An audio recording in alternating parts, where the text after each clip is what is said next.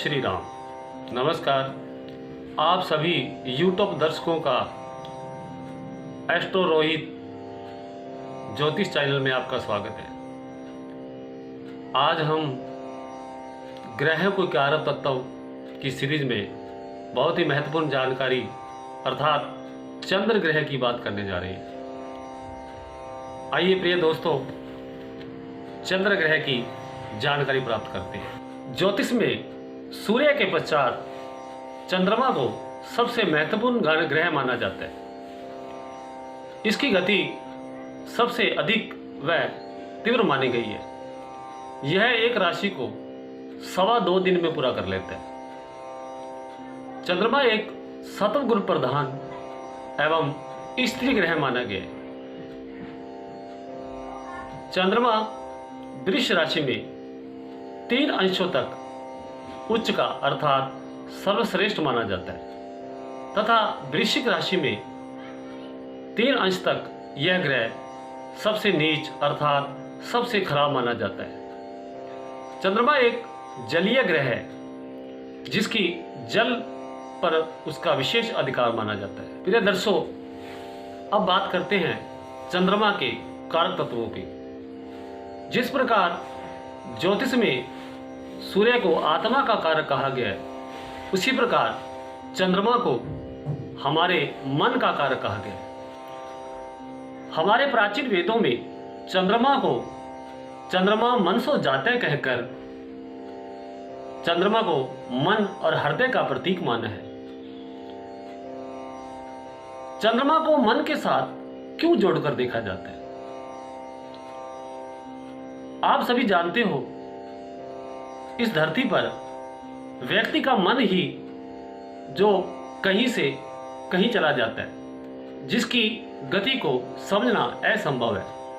उसी प्रकार चंद्रमा भी सब ग्रहों में इस सौर मंडल में सबसे तेजी से चलने वाला ग्रह है, जो एक राशि को 2.5 दिन में पूरा कर लेता है। इस प्रकार चंद्रमा की गति और व्यक्ति के मन की गति दोनों में एक समानता है। दोनों में एक ही प्रकार का चलायमान गुण है। इस कारण चंद्रमा को मन का कारक कहा जाता है। प्रिय दर्शकों, अब बात करते हैं चंद्रमा के आगामी कारक अर्थात चंद्रमा को माता का कारक माना गया। जिस प्रकार ग्रहों में सूर्य एक पिता का कारक है, उसी प्रकार चंद्रमा भी माता का कारक माना गया है। आप सभी जानते हो, चंद्रमा एक स्त्री ग्रह माने गए हैं। बचपन में मां जब बच्चे को स्तनपान करवाती है अर्थात दूध पिलाती है, उस वक्त मां का बच्चे के प्रति जो स्नेह उमड़ता है अर्थात वह ममतामयी जो स्नेह उमड़ता है, वह स्नेह चंद्रमा का प्रतीक है। इस प्रकार चंद्रमा को माता का कारक कहा जाता है। आप सभी जानते हो कि मां के आंचल में जो दूध है, वो जो दुग्ध है, वो चंद्रमा का प्रतीक है। चंद्रमा का तीसरा कारक है धन का कारक। चंद्रमा को धन का कारक क्यों कहते हैं? आप सभी जानते हो, चंद्रमा एक जलीय ग्रह है जिसमें जल की मात्रा सर्वाधिक पाई जाती है। प्रिय दर्शकों, आप सभी जानते हो कि देवताओं और दानवों ने अमृत पाने के लिए समुद्र का मंथन किया। उस मंथन में से अनेकों बहुमूल्य रत्न प्राप्त हुए।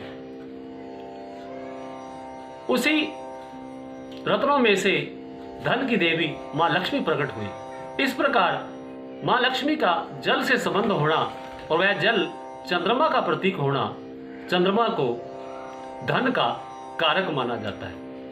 प्रिय दर्शकों, अब बात करते हैं चंद्रमा के चतुर्थ कारक चित्त की प्रसन्नता। चंद्रमा को मन की प्रसन्नता के साथ क्यों जोड़कर देखा जाता है? आप सभी जानते हो, शुक्ल पूर्णिमा में चंद्रमा पूर्ण चमकता हुआ धरती पर सभी प्राणी जगत को शीतलता प्रदान करता है। वह शीतलता सभी को प्रसन्नता देती है। अर्थात इस प्रकार चंद्रमा को प्रसन्नता का प्रतीक माना है। इसलिए चंद्रमा एक मन का, प्रसन्नता का कारक है। चंद्रमा का पंचम कारक है ज्योतिष का कारक। चंद्रमा को ज्योतिष का कारक क्यों माना जाता है? आप सभी जानते हो कि हमारे ज्योतिष पंचांग में ग्रह नक्षत्रों की गणना चंद्रमा के आधार पर की जाती है। जितनी भी ज्योतिष भविष्यवाणियां हैं वो चंद्रमा के गोचर के अनुसार की जाती है।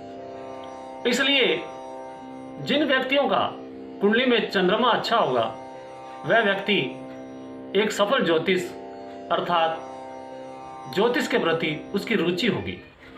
प्रिय दर्शकों, चंद्रमा का छठा कारक है जलीय जीव व जल में उत्पन्न हुए बहुमूल्य रत्न। आप सभी जानते हो कि चंद्रमा एक जलीय ग्रह है।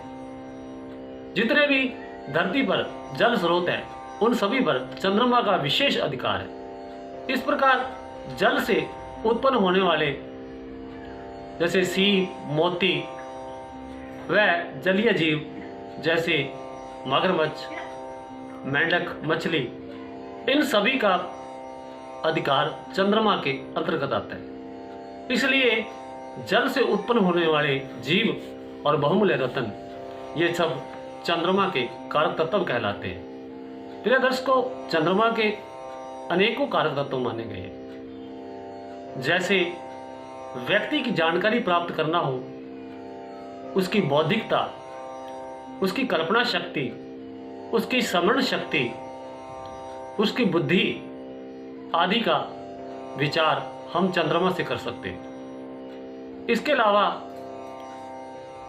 चंद्रमा के कारक तत्वों के अंतर्गत किसी के कार्य व्यवसाय की जानकारी प्राप्त करनी हो तो चंद्रमा एक दूध का कारक भी माने गए हैं। दूध से उत्पन्न हुई वस्तुओं के कारक भी माने गए हैं। इस प्रकार चंद्रमा के बहुत से कारक हैं जो मैंने आपके सामने उनके कारक तत्वों का कुछ रहस्यों को शेयर किया। आशा है आपको जरूर पसंद आए होंगे।